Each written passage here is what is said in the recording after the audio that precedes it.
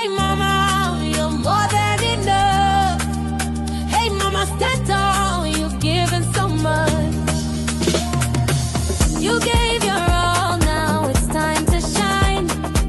You've been in the shadows, now step in the light. Rediscover your voice, take back your name. You're not just a mom, your power, your flame. From tired to thriving, from silence to song. With YDC you belong. Let's start living, rise again. You are more than just a pain. Confident, bold, unashamed. Your discovery coach, remember the name. You're strong, you're seen, you're free to dream. YDC, YDC, YDC, remember the name. Hey mama, you're more than enough. Hey mama, stand tall, you've given so much. You gave your all, now it's time to shine. You've been in the shadows, now step in the light. Rediscover your voice, take back your name. You're not just a mom, your power, your flame. From tired to thriving, from silence to song. With YDC you belong. Let's start living. And hey, mamas, let's start living. That's always the slogan, isn't it? Thank you, thank you, thank you for joining me on another Friday Live. I don't take your joining for granted. I don't take your time for granted. I don't take your audience for granted. And I'm so grateful to be here again on a kind of rainy Friday afternoon where I am in the UK. It's been raining so hard, just dark. Well, we're not going to let the weather spoil our mood this morning or this afternoon. Thank you so much for joining me. And today we're going to be looking at the currency of energy. Where your attention goes, that is where your life goes. But before we go on, let's do a bit of recap from what we did last week. Today is week 2. Today is week 2 of our mastery series, and last week we looked at something really vital. So we looked at peace is not the absence of chaos. Peace is the presence of structure. And then today we're also going to learn that when you build, what you build will require energy to sustain. So it's not just the building, it's not just having the structure of peace, but you need to be able to have the energy to sustain it. When I think for me, what comes to my mind right now is when, the Bible says that the night cometh when no one can walk, that night could represent, old age, could represent a time in someone's life where there's no energy, you have all the time. So it's this funny analogy I normally see around. It says when you're young, you have the energy, you're chasing the dollars, you're chasing the pounds, you're chasing the naira.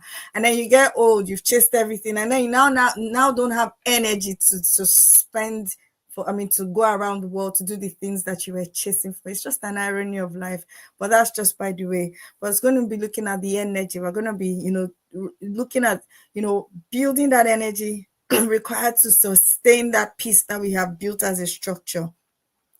Let's take a little story, and see why energy matters.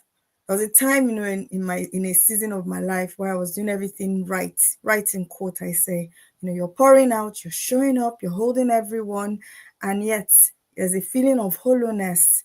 It's not because you don't love people in your life. It's not because I didn't love people in my life. It's not because, I didn't believe in what I was doing, but it's because I was trying to leave purpose on exhausted breath. Sorry if my voice sounds cracky because I have a cold, so it's just going to be up and down and me clearing my throat from time to time. Thank you for understanding. So I was generous, but I was so depleted, present but numb, capable but tired. And one day in prayer I heard, daughter, you are faithful, but you're not well. You see, when you're giving yourself to people, when you're giving yourself to everything, when you're giving yourself out, you're doing so much. You pour yourself, you're there, you're here, everywhere you're needed, you're everywhere literally. Something happens. You start to burn out. You start to feel tired. You start to feel depleted. You need to protect your energy. And that's what we're going to be looking at today. Protecting that energy. Not constantly being tired. Not constantly being on the move. Protect your energy. Exhaustion is not evidence of obedience. Because you're exhausted does not mean you're obedient. I was listening to someone speak, and the person said, oh, she at some point in her life, she was everything. She was in all the women's programs, she was in here, she was in there, she was there for her kids, she was there for her family, she was there, she was just literally everywhere. And one day, she was saying her story, I was listening to her story, and she said one day she just collapsed, and she just felt like that was the end for her. She said that particular incident taught her that she needed to manage her energy. You can't be everywhere. So I was trying to do somehow in the last few months, my schedule has expanded in certain ways. I've been I found out that I need to do more, do more, do more. And I wanted to cram everything. Let me even show you. I wanted to cram everything. So I was writing down the list of everything I normally do on a daily basis. And I was like, oh wow, this is a lot. But I think the wisdom I got, or not I think, the wisdom I got is that you don't have to do everything. So all these things can be on your list, but you don't have to do everything at every single point in time so you don't have to say Monday, I must do 12 things. Every day, just have your 3 core things. Spread it across. So when I got the wisdom, I was like, yes, because the honest truth is that the more you don't even do, the more you don't keep up, the more you don't even, you don't keep up, that guilt now comes in. So it becomes a very, very, it becomes a loop, it becomes a spiral, like a guilt loop. I set out today to do this, and then I didn't do this, and then I didn't do that, and then I start to feel guilty that I didn't do that. So let's just go on. There's nothing, or there's no evidence that you're obedient just because you're exhausted. It's not, burnout is not a holy thing. It's not something that you should be proud of. It's not something that it means that okay, then you're doing what you need to do, or you're living in purpose. But purpose does not mean living in burnout. There's nothing holy about burnout. So let's just do this. Let's reframe this truth. Energy is not just your physical strength. Energy is your capacity to be present with your life. So it's not just physical strength. It's your capacity to be present with your life. When your energy is low, everything becomes heavier. You find out that that's when you start to yell at the kids. In fact, yesterday night, my child was like, Mommy, you're tired. I said, actually, I am tired. I said, so if you know I'm tired, because you start to hear it in your voice, because if you, and I said, if you know I'm tired, why don't you just do what you need to do, and then let's all go and sit down on the chair instead of me telling you, and then I'm stressed. And she said, okay, she understands. But when we are all tired in the house, where there's this low energy, there's this, you can't really place where the agitation. So something that the child must have done in the morning, that at your high energy time did not bother you, she does it in the evening, and then you're like pa, you're already, you're spiraling out of control. So energy is not just your physical strength, it's your capacity to be present with your life. When your energy is low, everything becomes heavier. Even joy begins to feel like work. Your children come to you, they say they want a hug, they say they want a cuddle, and then you're like, oh my God, why are you people stressing me? You're not saying it out loud, but you're feeling it, and they can feel your energy. So today is not about productivity. I'm not talking today about productivity. You already do a lot. Your moms do a lot, the mental load we carry and everything. We do a lot. So we're not dwelling on productivity. Today is about preservation. It's about emotional stewardship.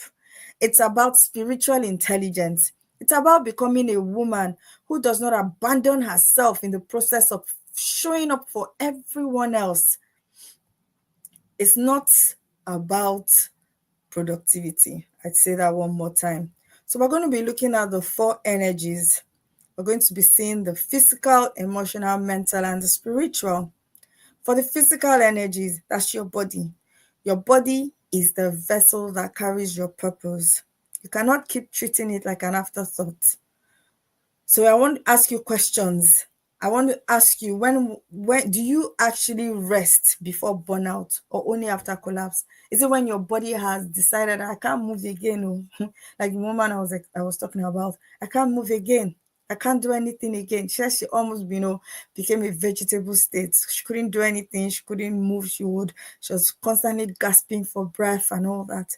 Is that when you will rest, or do you schedule rest in your time and in your day and in your week? Do you have rest as a rhythm? Right. Do you nourish yourself or do you grab whatever is available? Ask yourself those questions. And that's where the tendency for overeating or undereating or eating not appropriately comes in. Because when you don't schedule nourishment in your day. So you have scheduled everybody's, moms especially, we say things like, you don't even have a minute to have time for yourself. You don't have a minute for a cup of tea. You don't have a minute for this. My cup of tea got cold in trying to attend to everyone. Yes, I get it. I get that, the demands of motherhood is very, very, very much. But why do we have to wait to grab anything that we see just because we haven't necessarily, even if it's not perfect, scheduling it in your day is going to help you. Scheduling it in your day is going to help you. So it might be, wobbly. It might not be, it might be wobbly at first. It might not be as straightforward as first. But, these things actually start with the mind. It starts with the mind. The kids are not going to be kids forever. It starts with the mind. It starts with saying that, I matter. So how I treat my body matters. How I schedule rest for my body matters. How I schedule nourishment for my body matters. Do you do meal plannings? Do you have a time? Do you have something that says, okay, for me now, this is what's going to nourish my body? Do you know what nourishes your body? So these are the things that, these are our sources of physical energy. Your body is not an afterthought. You shouldn't treat your body like an afterthought. Your body is the vessel with which you're fulfilling the purpose. If you're tired all the time, if you're weak all the time, if you're collapsed, you can't do the purpose. You can't do the living. You can't lift your family up. You can't do it. So do not treat your body as an afterthought. Many of us learn to push through. That my mother would say, be a woman. Many of us learn to push through. Just keep pushing, just keep pushing, just keep pushing. And the body has been loyal. But sometimes the body gets tired. A tired body makes everything feel like a burden. When your body constantly is feeling tired, everything now feels like, oh, these people, everything is just stressing me out. Everything, feels like I'm pulling my hair out. So I want you to ask yourself the sincere questions as you listen to me. Just do a bit of reflection. What's your nourishment system like? What's your rest system like? Do you have it in your schedule or do you not? Or is it, let's just grab orange as we go? And then you have a sugar crash. Oh, let's just take a bottle of Coke. And then you find out that you have just been eating all day, but you have never really nourished your body. Our second focus will be the emotional energy. That's your heart. Emotional energy is drained most not by work, but by people. By absorbing emotions that are not yours, you start to drain your own emotional energy.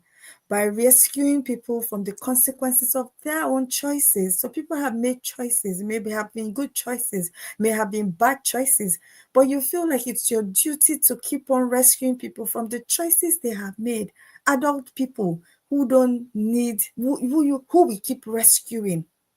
You get drained by this you get emotionally drained by these things. Are you the one who manages everyone's experience but your own?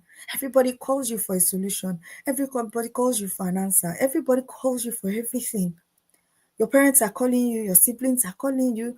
You just feel like you're carrying that burden. That's where, emotional energy can feel drained. I want you to understand that you can empathize with people and have boundaries that keep you from self-harm. So you can empathize with them or empathize with you. Yeah, sorry, or maybe next time you'll be careful, or maybe next time you choose well, or whatever it is. But you don't have to carry that emotional burden. Somebody needs help. I'm not saying don't help people. So fine, you would help, but you need to create boundaries.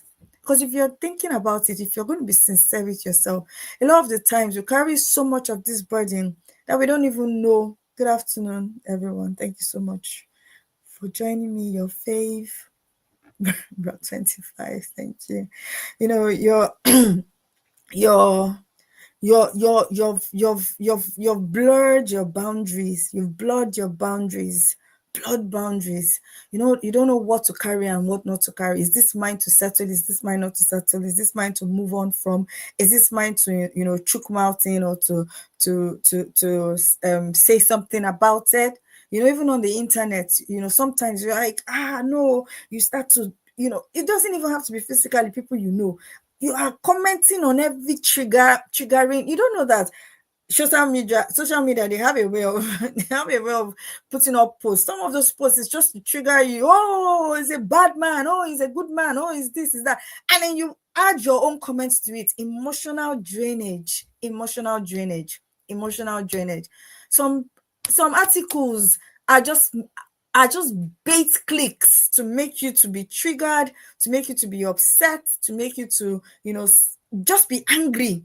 Protect your energy. Emotional energy can be drained even just by reading other people's stories, even just by reading other people's, going on social media and just, reading what other people are doing. Some people are so good at this bait click, and it takes a lot not to fall for it.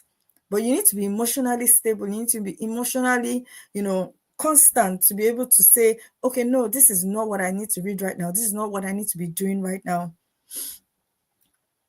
This is not what I need to be doing right now. So the next one is our mental energy, our mind. Your mind cannot create beauty while drowning in noise. Your mental energy is very, very important. I had this illustration in my mind where you carry on so much.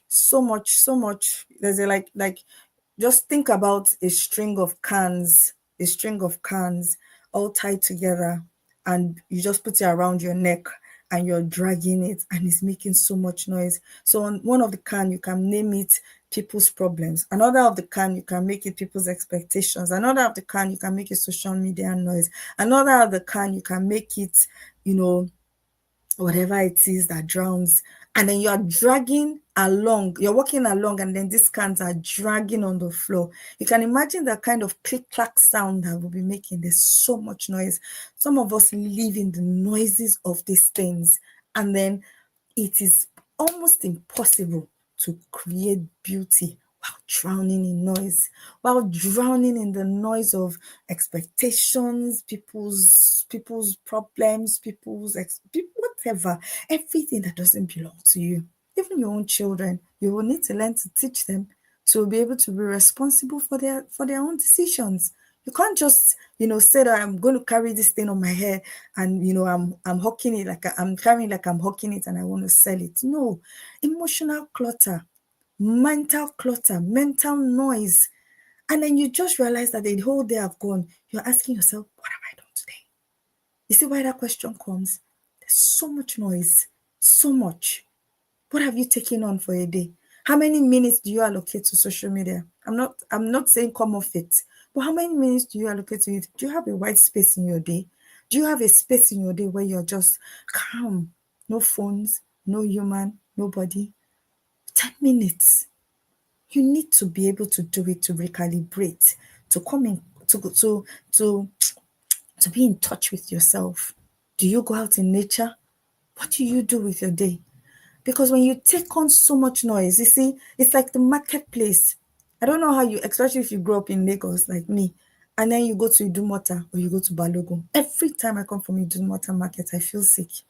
I used to think that, okay, my mother used to say, oh, you like behaving like a Jebota, but it wasn't even a case of a Jebota. I could never get used to it.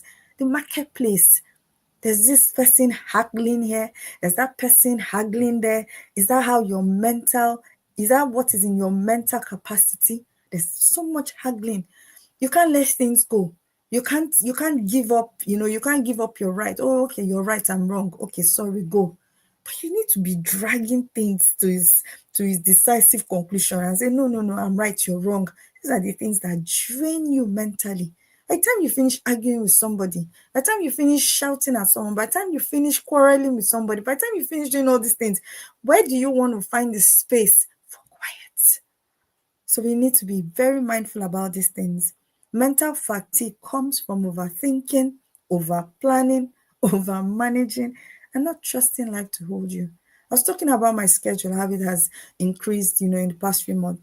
And honestly speaking, it took me a few weeks to get it together. And I asked myself a simple question. Is it not that because I'm over planning or I'm overthinking it? One day at a time, isn't it? Is that not what they tell us?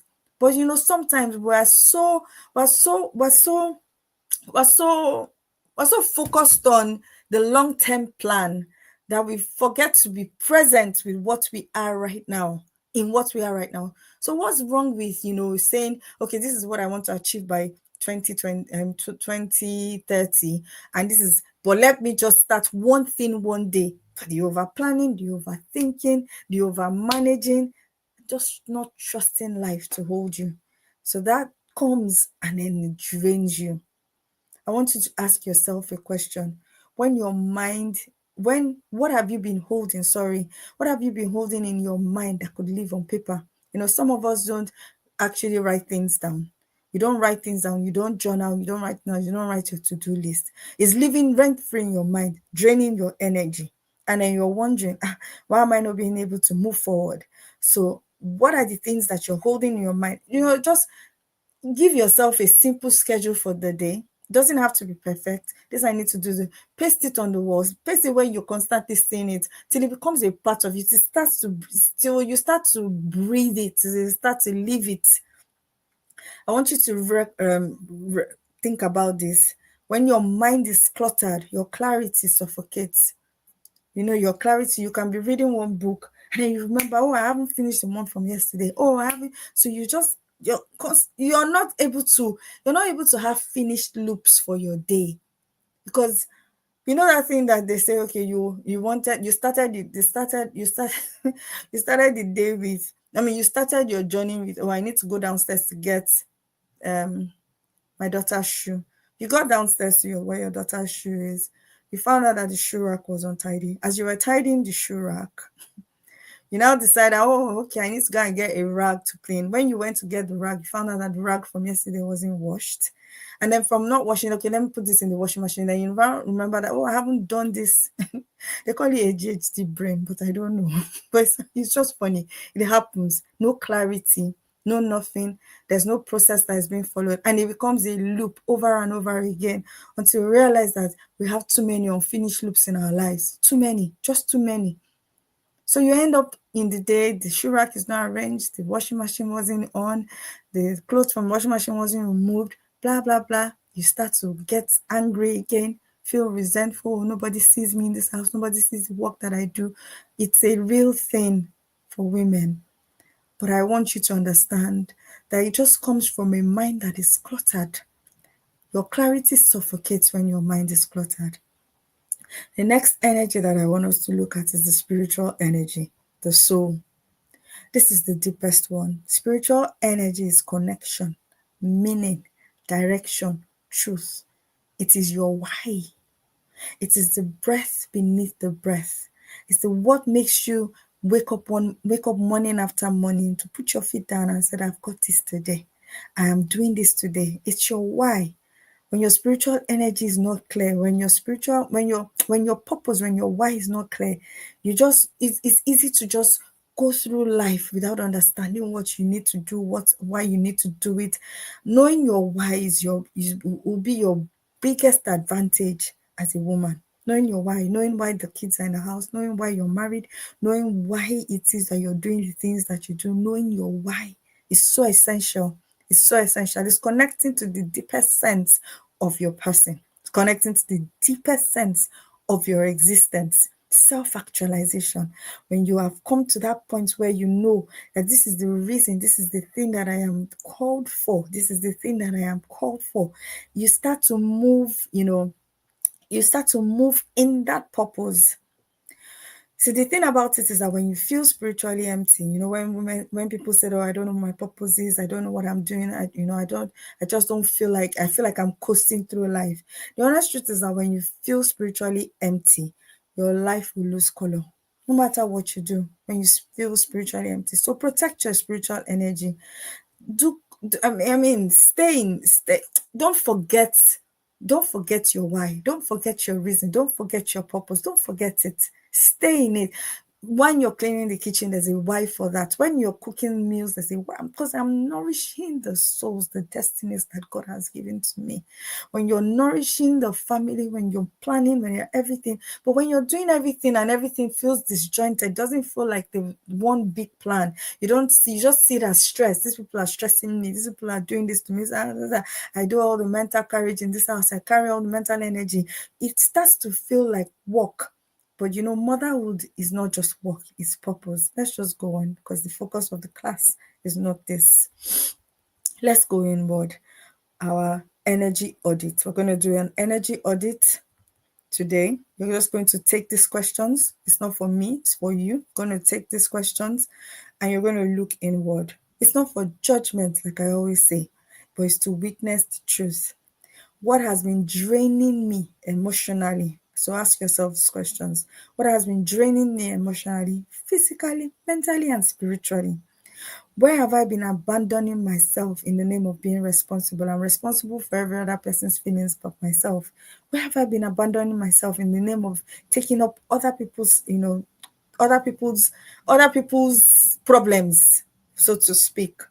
Who in my life has access to my energy without access to my peace? Who are the people that have access to my energy, but they don't have access to my peace?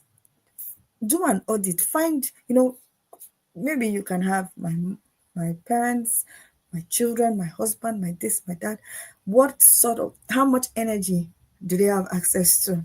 How much is it how much, you can revive, you can revamp these relationships. Okay, this person keeps calling me for problems that I can't solve, and when they tell me about these problems, kind of gets me down. I can't do any more work, even though I'm still working, but my body feels drained. I feel drained just listening to this problem. Okay, now where do I put this person? How do I rekindle, or how do I redefine my relationship with this person? For your children, I don't know, because you cannot you cannot really send them away. But how do I protect my energy so that I'm not also depleted every time I'm talking to them? I'm talking to them for my best energy, but I'm also not allowing them to sap me of my best energy. You should get the whole point. What have I been giving my energy to that does not grow me? You need to be able to think about it. What are you giving your energy to that doesn't grow you? Think about it. Just think about it, not judgment. Just think about it. Where does your best energy go to? Where does your best energy go to? What does your best energy go to? So I want you to also know, we're going to talk about the energy budget. Energy is currency. And every day you are spending it, whether it's intentionally or accidentally, whether you have a list, whether you have a reading for your day or not, you're spending energy, whether you're going to be doing it intentionally or accidentally. Your highest calling deserves your highest energy, not your leftovers, not your end of day scraps, not what remains after everyone has eaten from you. So your highest calling, whatever it is that is your highest calling, demands your highest energy. So you're going to be budgeting, give it all to Christ. Yes, yes. You're going to be budgeting for your energy, that day, each day. What are you budgeting your energy for? At what time of the day do you think it's okay to open your social media to do it? Are you going to use your morning energy? Are you going to use afternoon energy? But your best work should be done. It doesn't have to be in the morning. Some people's best energy time is in the evening. Some people's best energy time is at night when all the kids have gone to bed. But make sure that you're budgeting your energy for your highest work. My life will no longer, just say to yourself that my life will no longer run on emotional overdraft. But we're almost coming to an end of this class today, because it wasn't supposed to be a very long class. I want you to ask yourself a question. If I treated my energy like gold, what will I stop giving it to? So how precious is your energy to you? What have you been giving your energy to? If you treated your energy like gold, what will you be giving it to? If if you understood that, okay, my energy is not something that I need to protect, I need to safeguard, I need to, just be jealous about, or will I stop giving it to? Think about that thing in your life that keeps draining your energy. If I believed my energy was divine assignment, what would I honor differently? Would I on with the way I show up for my family? Good evening, Vivian.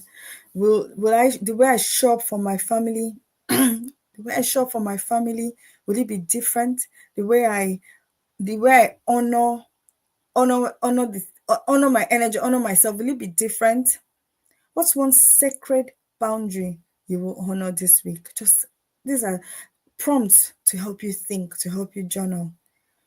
What is one sacred boundary you will honor this week? You can tell yourself, I'm just going to turn off my phone for 30 minutes every night. It's my peace time, it's my quiet time, it's my, whatever it is. What would you do to honor your energy when you wake up in the morning? So what I do, for instance, what I do is, because I know I don't really like waking up into darkness, and I know I use my phone touch, but my phone is not on. I have a what's that thing called? I have an app that turns off everything except the things I want. So the touch light is still on, my Bible is on, my Kindle is on. I'm not really reading it, but I just don't want to wake up in the morning and then I'm touching it and then I'm using the light and then I'm thinking, okay, let me get tempted by someone so I can't see any messages. I can't see anything. But what will you do? It could be something as simple as that. Or sometimes when I know that it's okay, that I have two ways. So sometimes I do that, or sometimes I just leave the phone downstairs because I'm like, no. But you need to have some sort of sacredness around your energy, some sort of sacredness around your energy. Just have that. This is my energy. I need to protect it. I need to treat it like gold. I need to treat it like gold. So as I round off, this is where I come to an end. I want you to say to yourself, my energy is sacred. I give it with intention. I protect it with love. I restore it with rest. We talked about rest. I spend it on what aligns with who I am becoming. There's someone you are becoming. There's a story you're telling about your life. Whether you're intentional about it or you're not intentional about it, there's a story that you're telling with your life. In 15 years, in 5, 10, 15 years, right, you will be reaping the benefits or not from how you have lived with your energy, from how you have thrived in your energy, with your energy, from what you have done with your energy in 10, 15 years. Whatever you're doing with your energy now, whether you're intentional about how you budget for your energy, or whether you're intentional about how you budget your energy, you will still reap it. There's no two ways about it. What you sow is what you reap. I spend it on what aligns. So what are you spending it on? What you're spending it on does it align with who you're becoming? Are you aligning your energy? Your friends, you give your energy to your friends, you give your energy to people around you, give your energy to stories on social media. Does it align to who you're becoming, to who you want to be, to who you want to be recognized as in the next 15 years? I do not pour from depletion. I live and I lead from overflow. Thank you for listening to me. Today we call it an end. We come to an end for today, sorry. But I want to say one thing before we go. I would always say the same, mamas, let's start living. And your living is in the little daily choices that you make. It's in the little daily choices that you make. Very little daily choices. So what are you choosing today? What are you choosing? Hey, mamas, let's start living. Thank you, and do have an amazing day.